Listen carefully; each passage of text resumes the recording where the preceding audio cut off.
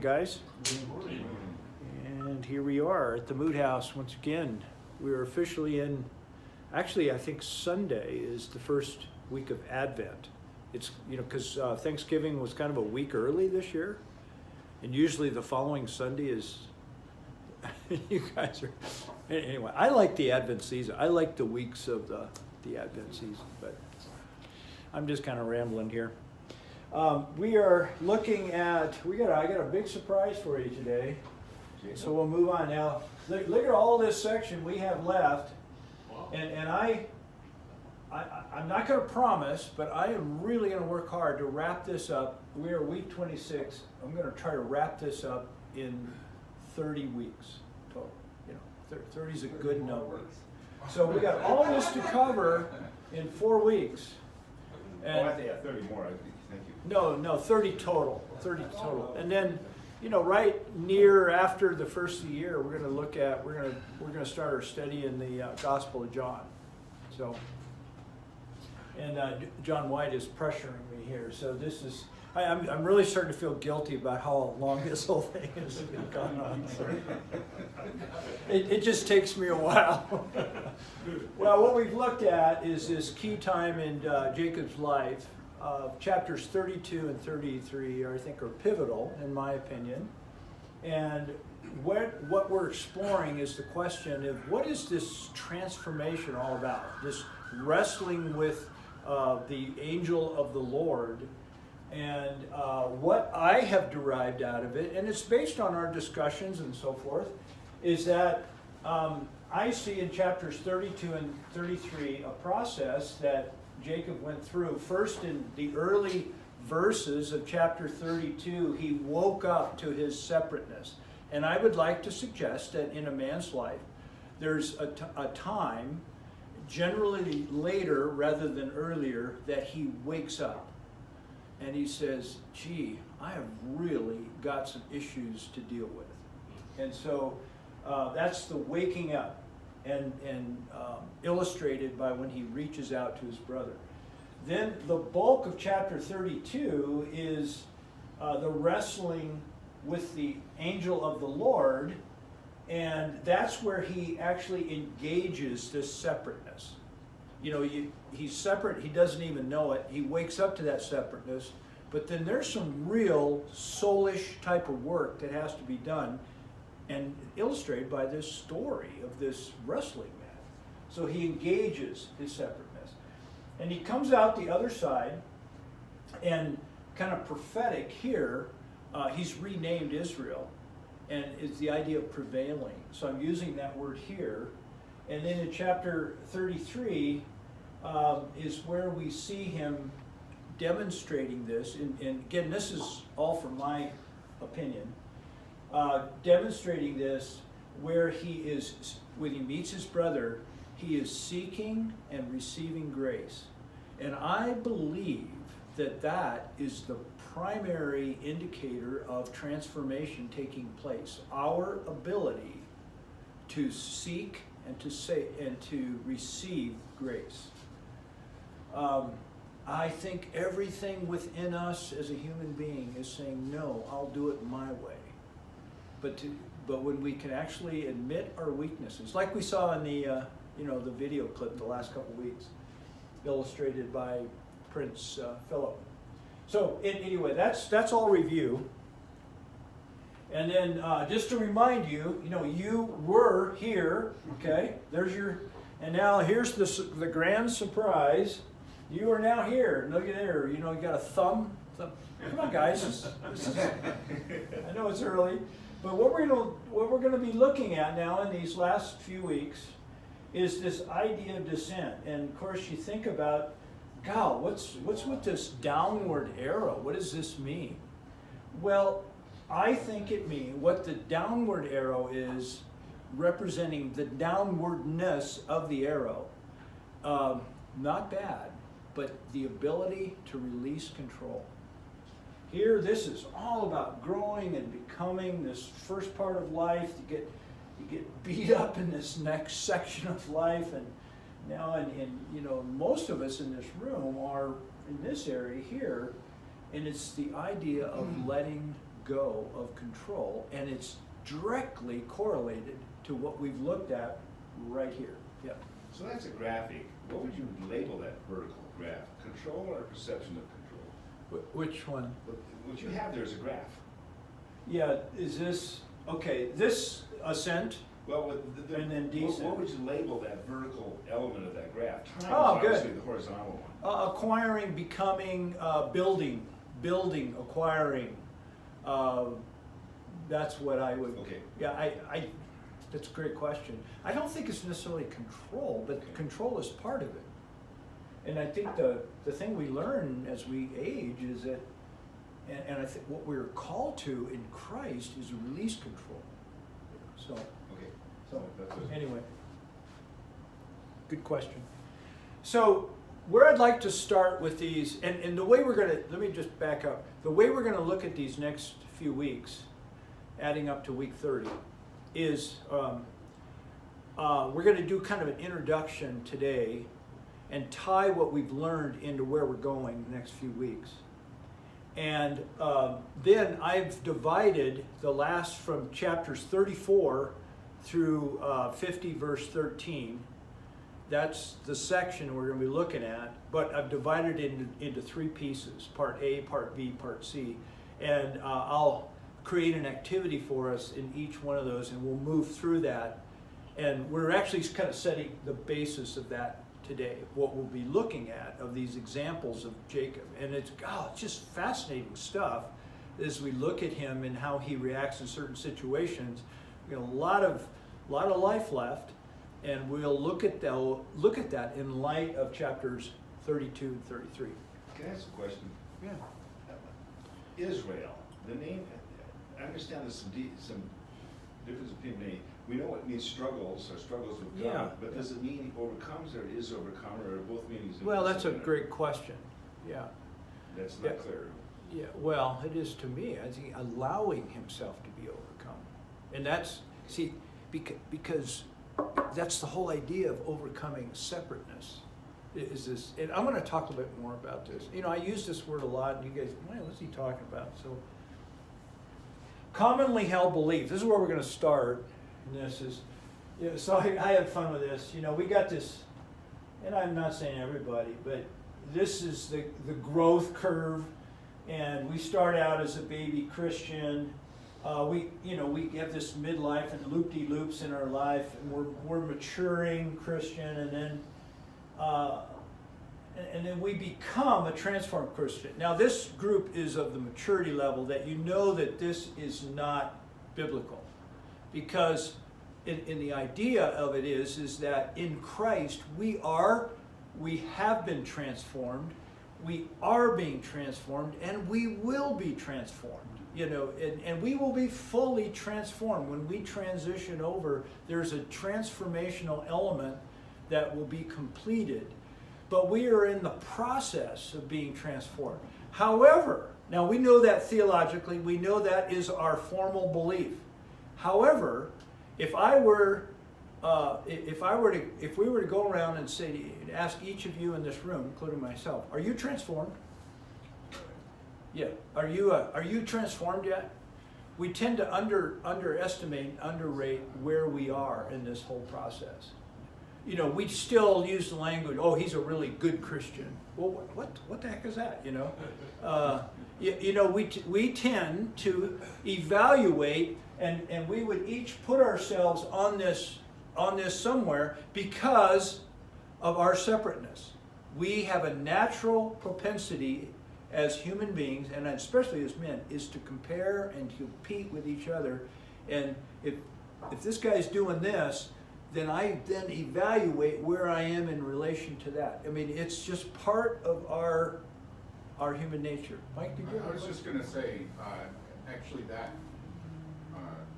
competition or whatever you want to call it may show one, because if you say, "Are you transformed?" Well, you know, I don't know. Are you a transformed Christian? Well, the answer is yes, but looking at myself, just by myself, then it's like, well, I'm just me, right? Right. But if you look at the decisions other people make, that sort of thing, that's when you start to see, that transformation, basically, where you see, you know, I wouldn't make that decision Uh-huh. in that situation because of, And it's helpful, you know, ideally we look at Christ. exactly. Yeah, yeah. I'm caught between feeling like I'm a transformed Christian and a complete fraud. Yeah. You know, Well, you're not alone. Somebody's gonna really see who I am, and they're gonna look at me and go, what do you think you are? Uh-huh. I struggle with that. Yeah, you know, but the reality is that most of us here are at the age of the sage, you know, of the mentor, of the older, wiser wisdom kind of age, you know, period of life. But that's where we are. We've lived a great deal of life, and we tend to doubt ourselves. But the transforming power, what I'm just trying to get across is that the transforming power of Christ has been active in all of our lives. And to the degree that we can dwell on what Christ has already done in our lives is the degree that we can actually be free to live out this life in a sage kind of way, if you want to call it that. Yes, Carl. A little statement you just made just there, just a minute ago, because of our separateness. And I wonder how well we men have been able to pull together and live as the body of Christ instead of I think a lot of times we view ourselves, I view myself, speak for myself, as living for Christ and not thinking about anybody else. I mean, we're stronger together. Two chords are better than one, and three is even better, the Bible tells us. Do we ever visualize those around us very much? Or is it living in that separateness, living in that singleness and aloneness where, you know, Satan wants to scatter us and to single us out. And if he can do that, then we're really weak. But together, we're strong. And, you know, to get that thinking that I need you as much as you need me, whether we want to admit that or not, but rallying the fact that my brother has things that I don't have, never will have, but he can strengthen me and when we come alongside each other. And yes, I think we all agree. But we have to work at that. We have to work at that to make that happen. Yeah. Because we have to work towards overcoming this separateness. Yeah. We'd rather just do it ourselves. Do ourselves our own way. And we'd be so much richer if we would. Right. I think for me, it's even more basic than that. I think the separateness that gets put into me is when I become self-centered, I become works-oriented, and I'm actually not just separated maybe from others, but I'm not necessarily separated from others, but I'm separated from God. So Yeah. to me, it's the relationship that I continue to have to go back to my initial transformation from when I accepted Christ kind of thing. So,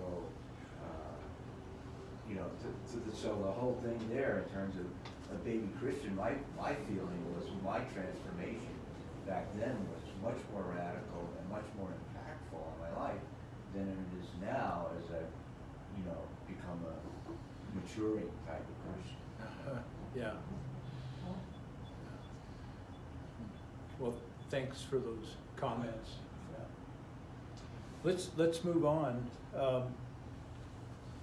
I'd like to propose a key idea in this subject of transformation, something I've been thinking about and pondering how to word it. That being transformed is not about attainment to some sort of static ranking, you know, a place, a status, a position. even though in many of our heads, that's what we're going, like we still see the Christian walk as this ascent upward. And, but it's not this attainment that we, I proposed on the prior slide, but rather it's about a dynamic, that means it's changing, it's alive, a dynamic response to a particular occasion and based entirely on trust. Therein is the transformation piece, is that for me to make a decision to respond differently because of my faith in Christ and my belief in what He is in me and through me, that is transformation. That is a transformational act.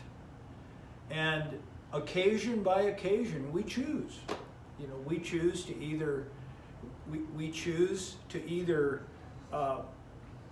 make a decision based on trust that Christ will take care of me regardless, or I'm going to protect myself. I'm going to do it for me. And at this stage of life, we know the difference. We're actually much more cognizant of that process than we were when we were much younger, because when much younger, we don't even think in these terms. It's just about, and not to say younger folks are self-centered by any means, but we don't have yet the capacity to really understand a lot of this. Yeah, Bob, did you have a comment? No, I just disagreeing with you. So therefore, this is, kind of my thought here is that, okay, my capacity, now this is tying it back to what we've learned about in chapters 32 and 33. My capacity, think of it as a vessel. My capacity to seek and receive grace. How do I build or gain that capacity? It's through that struggle with separateness. It's through what we saw in chapter 32 and 33. Again, the outcome of 32 was Jacob demonstrated his ability to seek and receive grace. So my capacity to seek and to receive grace is directly proportional, direct relationship to my ability to let go. This is the well, this is the source, and here is the ability at any given occasion to release control. And that's what we see in the life of Jacob. In these, we're going to see a mixed response coming up. But this is what he learned to do. And this is, in my opinion, what transformation looks like. So, we got a little more time. And I've come up with an idea and a way to illustrate this. It's kind of funky, but just bear with me. So, in the beginning, Genesis, in the beginning creation, and let me make the statement. I don't think we're supposed to get back to the garden. I think that was a different state. That was a state of innocence. They didn't know what they didn't know. God said, "The day you eat of the fruit, your eyes are going to be opened." Our eyes are opened. We can't go back to unopened eyes. But the relationship is certainly depicted in the garden. So here's my idea that grace, that's out of Genesis, what we've been studying. The idea from the beginning is that grace, we gain our sustenance, our life from relationships, from God and from our loved ones. Genesis chapter 1 and 2. We gain that, and it fills our tanks. That's the little waves. It fills our tanks, and this gives me great capacity to seek and to receive grace. This is my capacity of grace here. And then I put this arrow, the flow. Remember our motto here in this Bible study is that God is doing something to you in order to do something through you. It's been 30 years and I still believe that. That is God is doing something to us in order to do something through us. That there's to be a life that flows from you and I. And so the outflow then is this faucet, and as you can see that the natural way that God's intention is that we gain capacity through relationships and through life, and then outflow is that we give life. We receive life, we give life. So that was the idea. And then what came is, of course, what we see in Genesis chapter 3, and this is where I get this word separateness. This is how I define fallenness, is this word. And and you got this, it's something that this separateness is illustrated by an image of an umbrella. And an umbrella is something we use, it's a common, not so common here, but in other parts of the country where there's more rain, is people carry their umbrella, and the idea is to protect from the elements. And I'd like to suggest that what all of us are born into this world with is this, how we get there, a whole other subject, but is this idea of self-protection. And so now grace, we think we understand grace, but it's hard for us to receive. It runs deep. There is, and this is how some people would call rebelliousness or sinfulness. And I think I call it separateness. It's this separateness that runs deep in us, and it's what causes us to compare and to contrast and to compete, and it's what drives the evils of our world is this problem. And so therefore, we've built this self-imposed protection around us. And all of it, this is what we all deal with. And so therefore there's no flow. No flow. So then the good news is that through the power of the gospel and in Christ and what he has done for us, that this umbrella can become less like, think of it as an umbrella that has layers, and as we now have the ability through Christ to shed these layers, and it becomes more and more permeable as we apply, as we basically die. This is the part of us that has to die, right here. When we talk about death to self, it's like a wrapper that we've put around us, and it looks like us, but it's not really who God created. It's not really us. It's what we've made ourselves to be, and that part has to die, and that's what life does. I mean, that's the process, and so now grace is now filling up my tank again, and gives me the ability to turn the valve over here, and out comes life. It's like, I love that,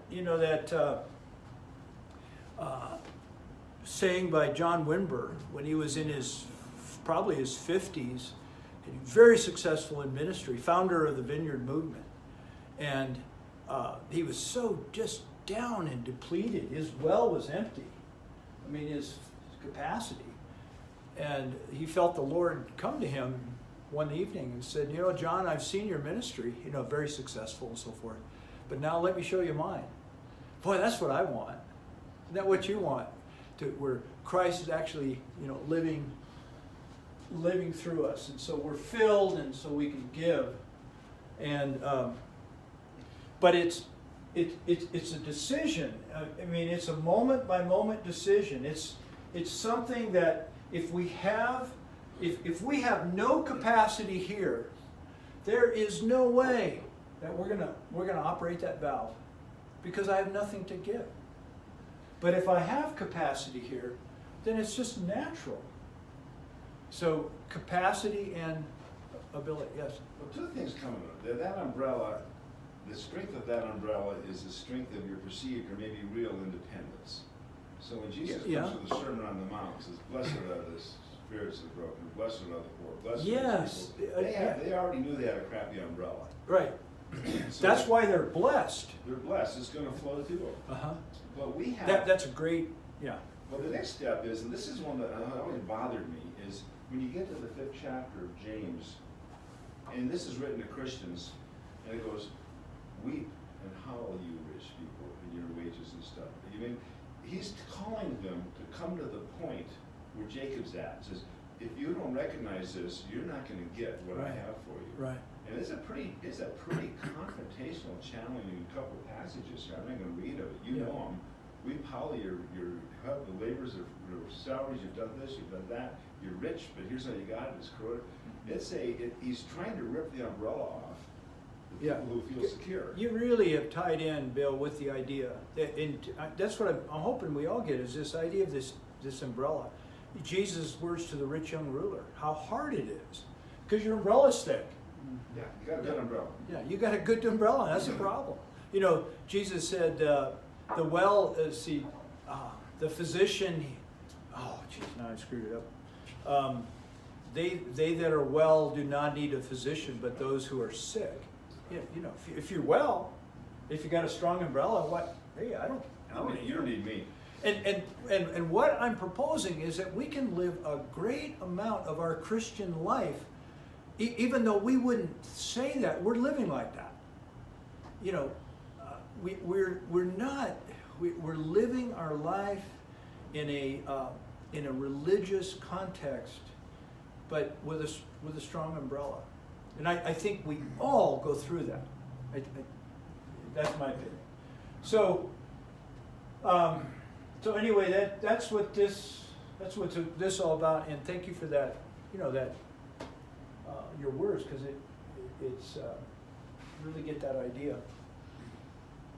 So therefore,